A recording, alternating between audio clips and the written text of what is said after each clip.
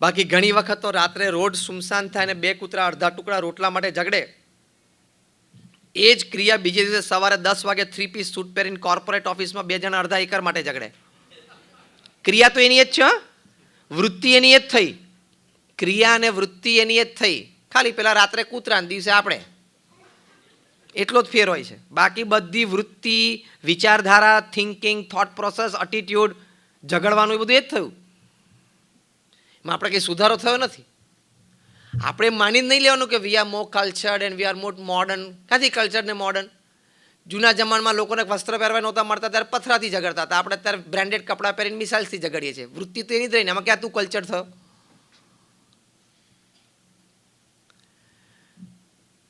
તો કહેવાની વાત એ છે કે અસ્તિત્વના આનંદ માટે પહેલી વાત આપણે એ કરી કે not over leaning towards materialism, put a satisfaction bar somewhere and more of spirituality. બીજી વાત આપણે એ સમજ્યા કે જે કંઈ તમારું પ્રોફેશન હોય એમાં નૈતિકતા અને પ્રામાણિકતા રાખજો. પ્રમુખ સ્વામી મહારાજને એક આઈએએસ થનાર યુવાને પૂછ્યું કે જીવનના અંતે મૃત્યુ નિશ્ચિત છે, તો પછી જીવન જીવવાનો હેતુ શું છે? Excellent question. And Pramukh Swami Maharaj, without a second's delay, spontaneously out of his experience and wisdom, Pramukh Swami Maharaj બોલ્યા કે જીવન જીવવાના 5 હેતુ છે.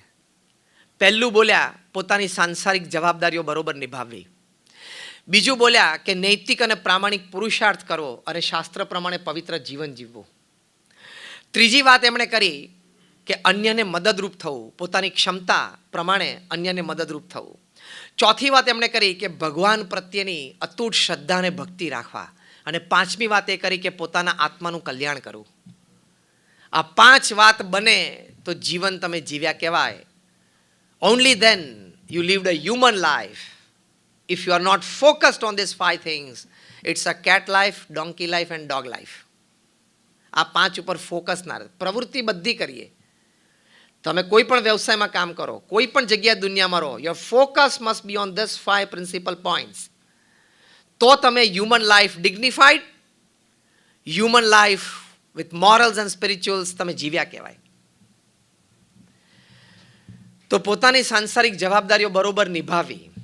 જે પહેલી વાત કરી એમાં તો આપણે આ વાત થોડીક સમજ્યા કે પોતાના વ્યવસાયમાં પુરુષાર્થ નૈતિક અને પ્રામાણિક કરવો.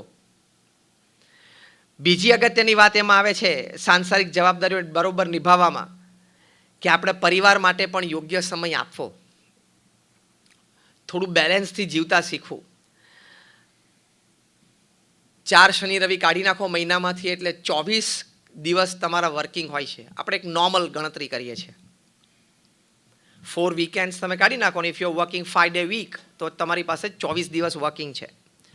24માંથી 4 દિવસ તમને રાત્રે 9:30 પછી આવવાની છૂટ, કામ વધારે હતું. બાકીના 20માંથી પણ 4 દિવસ તમને રાત્રે 8:30 પછી ઘરે આવવાની છૂટ, કારણ કે ટ્રાફિક વધારે હતો. બાકીના 16 દિવસ if you cannot come back to your family by 7:30, let me tell you on face that you are a very poor manager of time and work.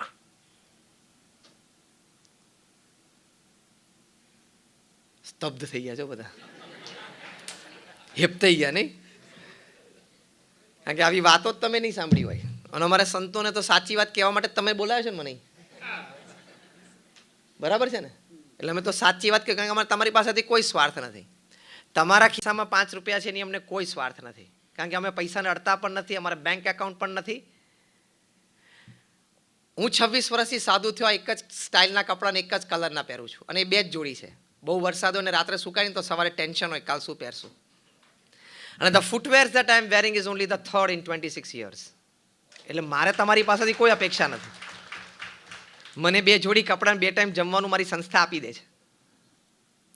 પણ આજે આપણે ભેગા થયા છીએ તો એક સારો વિચાર, એક સાચી વાત જે તમારા જીવનને ઉત્કર્ષ અને ઉજવણી તરફ લઈ જાય એની વાત કરવાની છે. બાકી we don't have any self interest in coming here, but to give you just something selfless. તમને નિસ્વાર્થપણે આપવા માટે આવ્યા છીએ, લેવા માટે તો કંઈ આવ્યા જ નથી. બહાર ભલે ગમે તેટલા બોર્ડ હોય દેના બેંકના, અસલ દેના બેંક તો અમે જ છીએ. દેના हम देते हैं, सुबह से देते हैं, विचार देते हैं, अच्छी प्रवृत्तियाँ की प्रेरणा देते हैं, अच्छा वर्तन सिखाते हैं. એટલે દેના બેંક તો અમે જ છીએ, વિચાર વર્તન ને પ્રવૃત્તિ તો.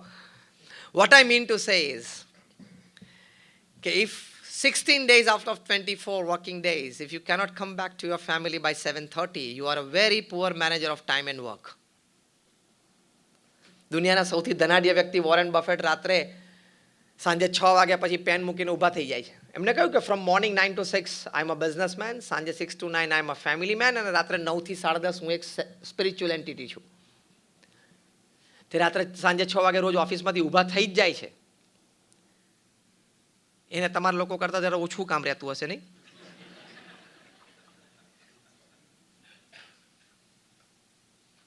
$100 બિલિયન ઇન્વેસ્ટમેન્ટ છે. મિલિયન નહીં, billion.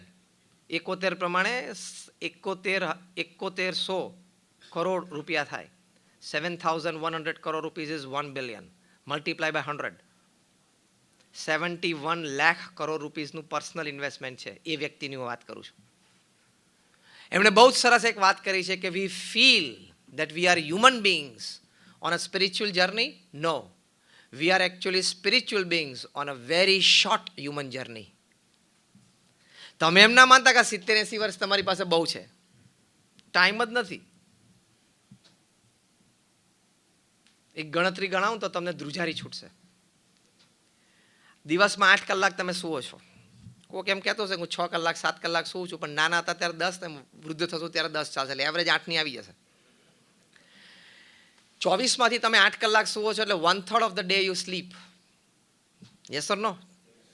That is directly proportional કે 1/3 of the life you will sleep. એટલે તમે 70 વર્ષ પૃથ્વી ઉપર જીવો તો તમારા 23 વર્ષ સૂવામાં જવાના છે. તમને ખબર જ નથી કે તમારું અસ્તિત્વ છે કે નહીં. મેજર ચંક ગયો. 33% ગયું સૂવામાં. હવે તમે બ્રશ ખાલી 90 સેકન્ડ કરો એટલે તમારા 100 દિવસ તો બ્રશમાં જાય. તમને ખબર છે? હવાના પોરમાં.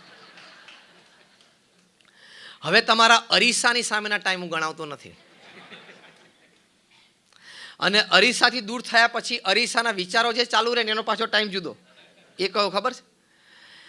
Every person when he is standing in front of the mirror, whether the gentleman or the lady, એ અરીસાની સામે ઊભા એટલે દરેકને એમ થાય કે જો ભગવાને 10% જો ગોઠવી આપ્યું હોત ને મને અહીંયા, તો હું એકાદા વુડમાં ચાલી જાત. બોલિવૂડ, કોલિવૂડ, ટોલિવૂડ, ફોલિવૂડ, જેટલા વુડ છે પૃથ્વી ઉપર, લાકડા, જેટલા લાકડા પૃથ્વી ઉપર છે ને, વુડ્સ બધા, એને વુડ્સ કહેવાય. જેટલા વુડ્સ પૃથ્વી ઉપર છે ને એમાં એક જ જગ્યાએ ચાલી જાત. એવું દરેકને અરીસા સામે થાય છે. તમે ભલે અત્યારે હા ના પાડો, કાલે અરીસા સામે ઊભા ઊભા વાત કરશો ને એટલે યાદ કરજો. એટલે તમે તમારી જાતને કહેશો કે હા વાત તો સાચી હતી ગઈકાલે. દરેકને એમ થાય કે જો ભગવાને સહેજ આમ ગોઠવી દીધું હોત ને તો આપણે પણ વુડ્સમાં ચાલી જાત. પણ એ ભગવાને નથી ગોઠવ્યું, કારણ કે નીચે થિયેટર ને સ્ટેડિયમ ભરવા છે નથી. બધા જો સ્ક્રીન ઉપર ચડી જાય તો ત્યાં એટલો સમાવેશ નથી, ત્યાં એટલી જગ્યા નથી. આર્થિક રીતે પણ એવું છે. Everybody cannot become Mukesh Ambani, Mittals or Ruias.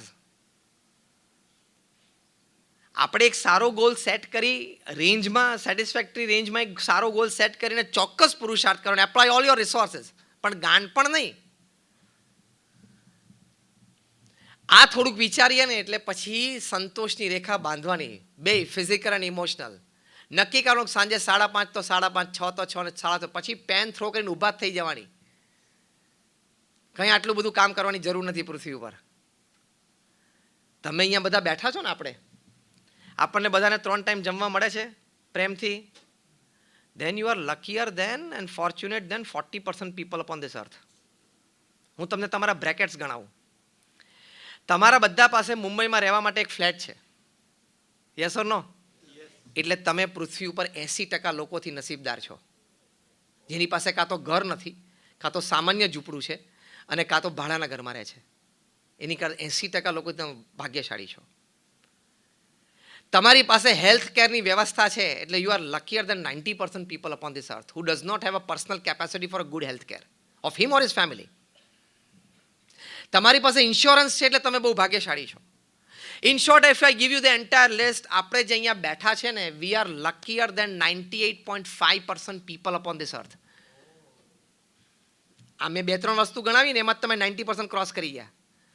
તો તમે દુનિયાના 7 અબજની વસ્તીમાં 1% બ્રેકેટમાં તો આવી ગયા છો. પછી રોજ સવાર ઉઠીને અંતિલિયામાં જેનું કામ રડો છો? પછી રોજ અવાર ઉઠીને મુકેશ અંબાણીનો 40 માળનો 27 માળનો બંગલો જો